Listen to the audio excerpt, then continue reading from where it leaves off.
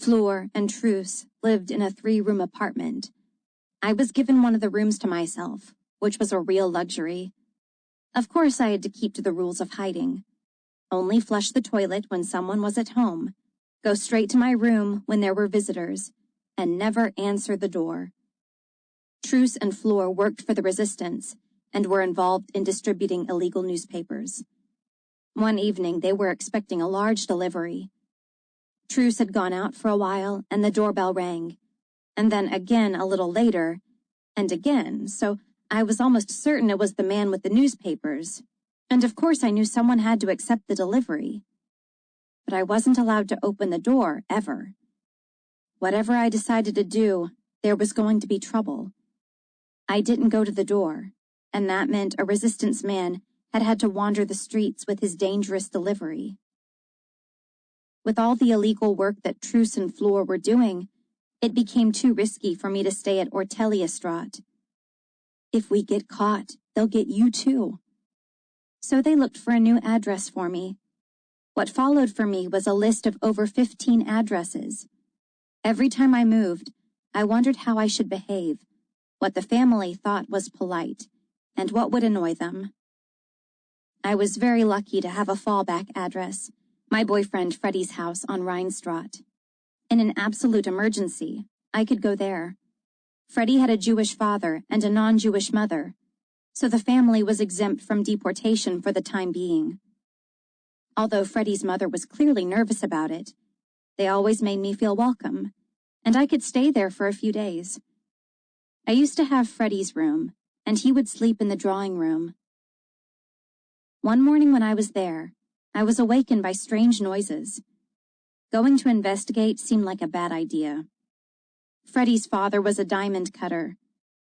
The Germans suspected him of having diamonds in the house, which should have been handed over long ago. They searched the place very thoroughly, but somehow they forgot the room where I was anxiously waiting for them to finish. It was such an incredible stroke of luck. Why didn't they come into my room? It was a series of lucky incidents like that allowed me to survive the war. I was able to seek refuge on Hoba Makad, in a house that had been abandoned but was still fully furnished. The Jews who had lived there had already been taken away. Someone from the resistance brought me food every day and stopped for a quick chat, but it was such a lonely place. I felt sad and abandoned. I didn't stay at that address for long either. We knew that the house might be emptied at any moment. They called it Pulsing, after Abraham Puls, the owner of the removal company that came to take everything away. And that's how I ended up staying with Tina and Herman Vaga Kramer, who were also in the resistance. They had other Jews hiding in their 4-room apartment on Bronkhorststraat, including an invalid. There was always enough room for emergency cases, too. One day, Tina said she thought she'd found a job for me in the town of Amersfoort, about 30 miles from Amsterdam. I was going to work as a maid for 2 elderly ladies. Tina took me to their house and told me to wait in a separate room while she talked to them. Tina came back a little later. "We're going back to Amsterdam, Nancy." When we got outside, she told me that the women didn't want me because I looked too Jewish. Soon after that, we heard that there was going to be a raid at the house on Bronkhorststraat. We packed up the entire house in half a day and fled to an empty house on Mervedaplein. And sure enough, there was a raid that night. During that period, Stephen, one of the resistance workers, had spent hours talking to my parents, trying to persuade them to send my little sister, Via, into hiding. Finally, they agreed, partly because they'd been promised that Via would be with me at first. Stephen was going to pick her up on the evening of June 19th, 1943. He got home late without my sister. He'd had a bad day, and he was exhausted. "Tomorrow morning," he said. "I'll go fetch her tomorrow." The next morning, on June 20th, 1943, there was a major roundup in South Amsterdam, and all of the remaining Jews were dragged from their homes. My parents and my sister were picked up and sent directly to Sobibor. Even now, I still find that so hard to live with. Just one day too late. Some weeks later, Tina did not come home one evening. We waited and waited. A few anxious hours passed, and then we heard that the resistance group she belonged to had been rounded up. Everyone left the house. Only Stephen and I stayed behind. We spent the night in a hiding place in the bathroom. The next morning, I went back to my emergency address with Freddie's parents on Rheinstraat. There were staff shortages because of the war, so I found a job as an assistant in a home for well-to-do elderly people without anyone asking too many questions. I was in hiding there for 9 months, and during that time I must have mopped hundreds of miles of corridors. But I thought it was wonderful. I was happy to be able to do something useful. I used to take meals to the old people as well, and coffee and tea and glasses of water. On Sunday evenings, we sang hymns together in the main room. I slept in the attic, in a room with 3 other girls.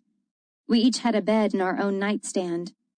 Ida, one of my roommates, often used to say, "You're a Jewess, and I'm going to report you." I had no idea how I was supposed to react. Whenever she made her threats, I used to break out in a cold sweat. But she never gave me away. The superintendent was a small woman who wore a brown nurse's uniform with a marching cap. She was very strict, and she treated me unkindly. Whenever something was stolen from the old people, which happened frequently, I was the prime suspect. She always made me hand over the key to my nightstand, which I found very insulting. Early one morning, the superintendent called me into her office. The Germans had taken a number of Jewish patients from their beds that night. She said I had to disappear because they were going to come back. Once again, I had to make use of my emergency address with the Van Mops family. In May 1944, the resistance organizations in Amsterdam made contact with their counterparts in Rotterdam. Ad Zegers and his sister, Mary ten Gave Zegers. One of the women in Mary's swimming club needed a maid. Mary had said she knew someone in Amsterdam, a decent girl. Mary told me not to say that I was Jewish and in hiding, so we decided to tell her that I was engaged and had decided to work for a year as a maid in order to pick up the finer points of housekeeping. Mrs. Lindiger took me on straight away. She was a widow, and she shared the house with her son, a minister. I was given my own room. I got along well with the lady of the house. She soon started to take me out shopping with her, which I didn't really like, because it was too dangerous. But it still felt wonderful to be outside for a while. Freddie came to Rotterdam a few times as well, so I was able to introduce my fiancé to them. After 2 pleasant months, Mrs. Lindiger said to me one morning, "Nancy, we're going on vacation for 2 weeks, and you can have the time off too." I acted as though I was delighted, but in reality I was terrified. Where could I go? As soon as Mrs. Lindiger left the house, I called Mary. She had no idea what to do either. She suggested that I should spend those 2 weeks at her house, but that was risky, as Mary and Ad were involved in a lot of resistance work. Then that warm August evening came. I'd been staying with Mary and Ad for 10 days. We spent the last hours of the day on the porch, enjoying the cool of the evening. A couple of hours after we went to bed, the doorbell rang and there was banging on the door. We didn't open up quickly enough, so they kicked the door down. 3 men stormed into the house. It was such a shock. I was completely distraught. It had all been for nothing. We were arrested and were allowed to grab only a few possessions. I was so terrified that I really needed to go to the bathroom. One of the men kept watch as I sat on the toilet, and then they took me to the truck. In the Hogshavier prison, where they took us, there were another 27 Jews. Mary and Ad had found shelter for all of them, so he must have been betrayed by someone who knew the resistance group and the addresses. Ad managed to exchange a few desperate words with his sister. Soon after that, he was executed, shot dead. Mary was released relatively quickly. They thought she was unimportant. We were each given a bed with a straw mattress, a metal bowl, and a mug. I was in one big room, together with some fellow prisoners.